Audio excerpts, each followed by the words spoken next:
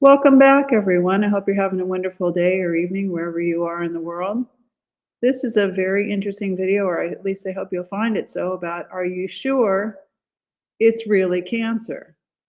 And I'd like to share just as briefly as possible with leaving out a lot of the extra detail. What happened to me in 2008, so less than 20 years ago. I was a solo parent of a little boy at that point who was 12 years old. And it was May of 2008. We were in Cloquet, Minnesota. And I had found myself going by ambulance the one and only time in my life still, because my stomach just gave out from some really terrifying stress involving the safety of my little boy who was 12 at the time.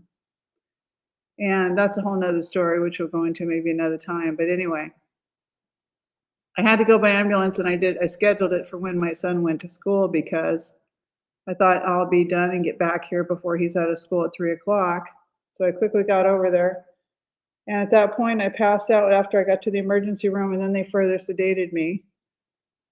And I said, before I passed out, I said, I've just basically got like a stress-based colitis. I had an event happen in my front yard 3 days ago, and it involved my son's safety. And I witnessed some police abuse of power by the Cloquet Police Department in Minnesota. And my son was thrown on the ground, just a little tiny child, for like saying one word. It was really terrifying, and it just really produced a lot of stress because I realized in that moment, wow, these are supposed to be the people that protect us and keep us safe, and this is anything but. So I knew that I had something like an ulcerative colitis or some kind of a stress-based incident with my stomach. I couldn't even wear underwear. It was absolutely terrible. I couldn't make it to the bathroom on time, not because of stool, but because of urination all the time. We got to remember that our bladder is really connected to the meridian of fear. The kidneys and the bladder are connected very much to fear.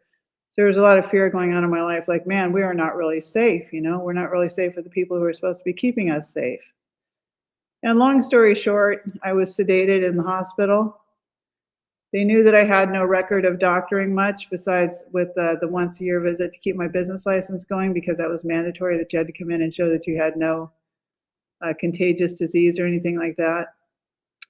So other than that, I always had perfect scores on any of the tests that I had done, which was very minimal doctoring for 64 years now. So when I was in there, I got diagnosed with colitis. I got diagnosed with Clostridium difficile, or you might know it by C. diff, which is a terrible, terrible thing to be diagnosed with, and I'm sure that I probably didn't have that. And I also got diagnosed with, because it was on my clinical notes, and I've got copies of them here, advanced ovarian carcinoma. Dr. Scott Nielsen at the Cloquet Memorial Hospital put that diagnosis down on paper at the end of May 2008, so it's less than 20 years ago. And I was absolutely shocked. I mean, I expected to go in there with a stomach issue, but I thought, ovarian cancer, my goodness, geez. And how did they really detect, diagnose, come up, ascertain with that diagnosis? Well, I asked them. I said, how did you come up with that diagnosis? I'm kind of curious. And I certainly didn't know what I know today. I've advanced quite a bit. I'm advancing every day, like I'm sure you are. You're developing and experiencing more and more in our lives, or we should be, right? And he said, well, we did a CA-125, a cancer antigen 125. We put you through the CT scanner. I said, oh, I would have never allowed that. And then additionally, I did agree to allowing them to go in and do a laparoscopic, where they opened and took a look at one of my ovaries and said, oh my goodness, definitely, we're going to have to do a major incision. You'll be on disability when we're done, because we're going to need to strip your lymph nodes. You're not going to be able to do that massage that you're doing, because they're going to go up all the way to your underarms on your lymph nodes, because we're sure that with advanced ovarian carcinoma, it must have spread into your lymph nodes. It's pretty bad. Now, if I had been someone else and not me, it might have been the case. I'm not saying it would be, but it might have been the case that I just said, oh my goodness, I've got ovarian cancer and it's advanced. I've let it go, and I wasn't doctoring, it's my fault, and blah, blah, blah. But this is why one of the expressions I use regularly is know thyself. It comes from Hippocrates, know thyself and heal thyself. First, do no harm, right? So they were going to go in and strip my lymph nodes under my arms. I was going to be put on disability. I wouldn't have worked the rest of those years until 2020 in that business, and now through my website with clients all over the world. It would have radically changed my life, my parenting, and everything else. And it was really, really threatening. It was scary. So I went home after meeting with Dr. Scott Nielsen, who I believe is now retired, and I started doing a little research. And I thought, my goodness, having that I've always been extremely clairaudient on top of anything else, more than even clairsentient and clairvoyant. I thought, well, maybe I'll hear from within and I'll, listen to that guidance. And I thought, man, I really need the help now. Whether you call it the ancestors, God, Buddha, Allah, it doesn't matter to me, really. It really is, having that internal monologue and dialogue at times is extremely valuable. And so if you can learn to trust it and you learn to develop it from the time you were young, my grandmother said you had to learn it before the age of 5, which is why her teachings were so incredible. And I hope that we can grow this channel so that we can talk about some of how she taught and what she taught me. So I went home and I thought, wow, my son's only 12 years old and I really don't want to get into a situation where he's got no parent, because I couldn't rely on his father and I couldn't rely on the grandparents at all. Just me 100%. Parenting and taking care and running everything. Sorry about the dog in the background. I'm going to try to get her to be quiet.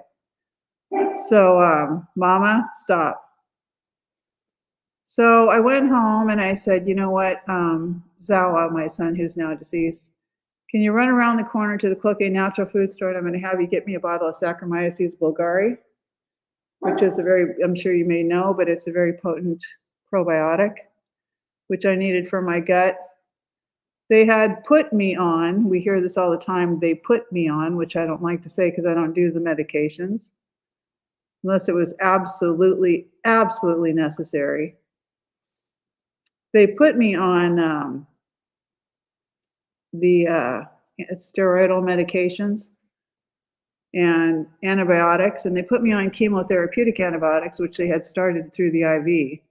So when I woke up, I basically said, I forgot to backtrack on that. I said, can you unplug me on the IV? And they said, well, no, you need to stay in here because you could die if you just try to get off of that medication right now. I said, well, I'm going to die anyway, so that's what we're going to do. So my son was too young to drive over and pick me up. I didn't have much on me, and being a solo parent, I was on a real tight budget at that point.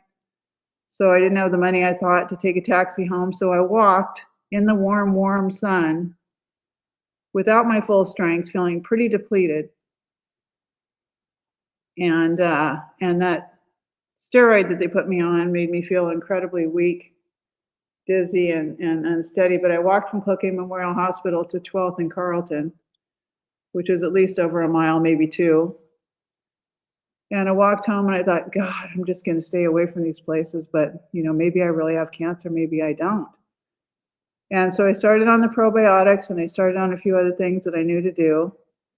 And I started thinking and recollecting about 1983 when I took my first credentialed class called Raw Foods for Reversing Cancer, Raw Foods for Reversing Cancer with Pamela Masters, who had trained and reversed her own cancer at the Hippocrates Institute in California, which is where I used to live.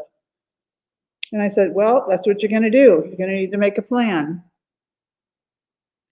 I had extremely heavy moon cycles and a lot of pain going on. And I knew that when I went through the fertility issues way back in 93, that I was told that I wouldn't conceive because of endometriosis. So at that point in time in 93, it was known as retrograde menses, which meant that it would back up into the fallopian tubes, is why it named it that way. So I started putting a bunch of pieces together. And the next day when I woke up and I thought, that's okay, you're going to try to handle this, I heard very, very loudly from within, almost like a very, very firm, almost like a command. You do not have cancer. I thought, wow, I must be, I don't know if I can trust this now, because now I'm pretty shaken about this whole thing. I think anybody would be, to be told that they were going to get this radical operation and be disabled. It was going to change your whole life, right? At a young age, comparatively, compared to now, I was, quite a bit younger and enjoyed being physical and doing lots of walking and stuff like that. I wasn't overweight at all. And I said, well, if this is true, I'd like to hear it again, maybe again and again, because I'm not sure. And a few hours later, I'm up doing the dishes and so forth, getting up on my feet very little because I was really still weak, very, very weak. And I heard it again. You do not have cancer. Now, there's going to be a percentage of people that say she's out of her damn mind. And I'm telling you right now, if we could get everyone connected again, we'd be fine. But to take this artificial baby-based tech that's harmful, it's harmful tech that we have today. It disrupts the neurological and the synaptic signals in the body and the brain. It disrupts the neurons that are even within your heart. You should look into heart math. I've taken several of their classes. So I went back, long story short, because I'm going to try to keep this shorter here. I went back for my next appointment with Dr. Scott Nielsen. I brought him a piece of vegan, gluten-free banana bread, and he said, oh, thank you. I could tell he wasn't going to eat it, but I thought, no big deal. I probably wouldn't eat it if someone brought it to me either. Whatever, right?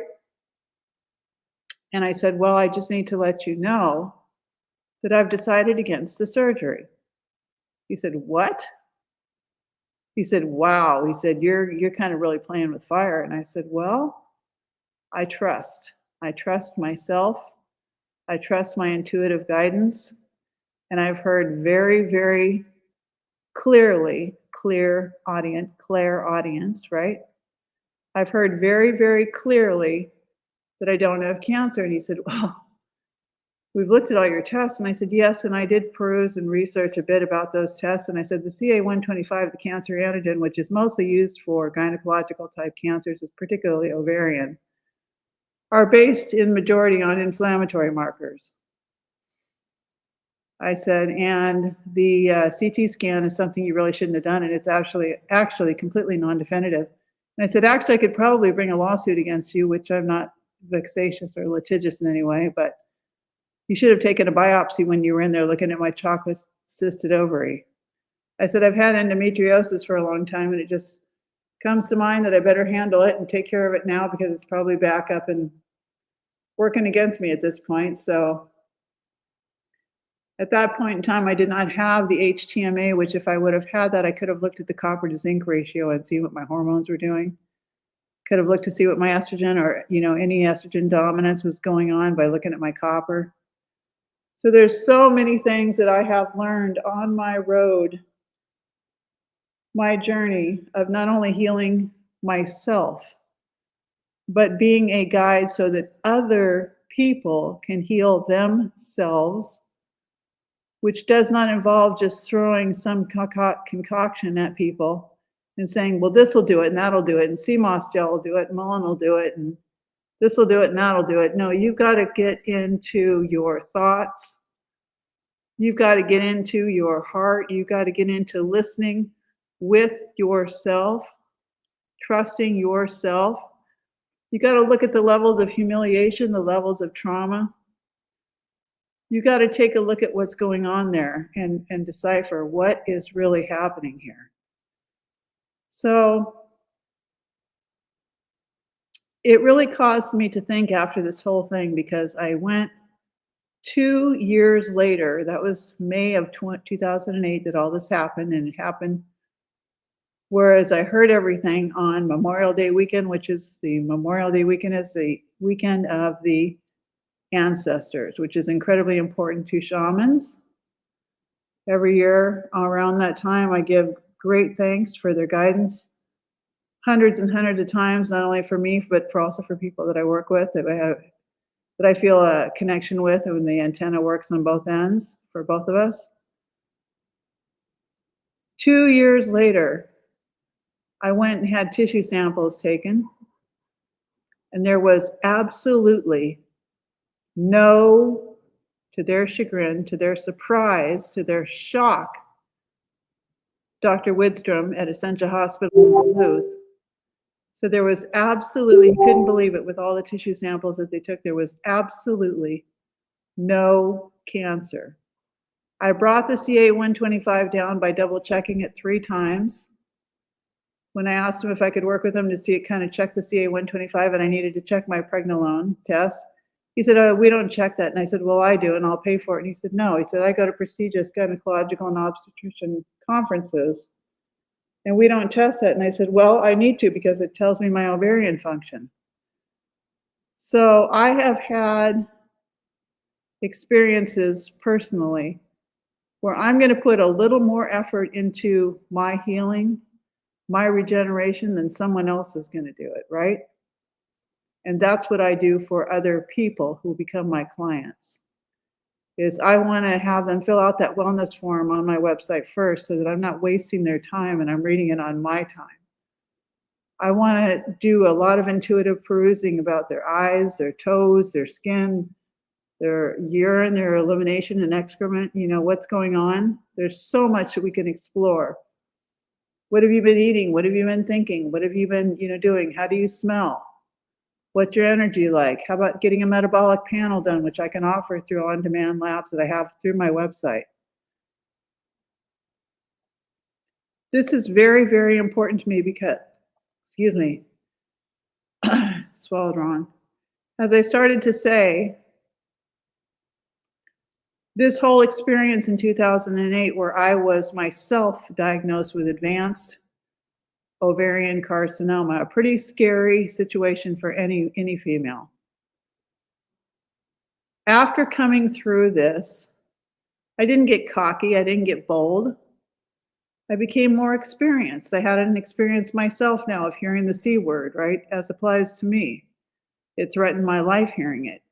And if we look at the word iatrogenic, it's medical injury, or worse, it's medical death caused by procedures, examinations, treatments, medications, but also comments. It's also caused by comments that people make when they tell you, "Well, I'm sorry, but you've got cancer." And they write it down on your clinical notes, and I've got those clinical notes here somewhere in all my records because I just couldn't believe it. It made me wonder how many erroneous, in parentheses, wrong, diagnoses have been made for other people over how many of the last 200 years since the medical industry. And I don't hate the medical industry. I don't just inherently mistrust it. I just think it's a different animal. I am a different animal. I'm going to go to work for myself and for my clients in a way that's a little bit different than we're seeing today with go check your my chart. Go check online and see what your test score said and wait 6 more months for your appointment when you're in a critical need.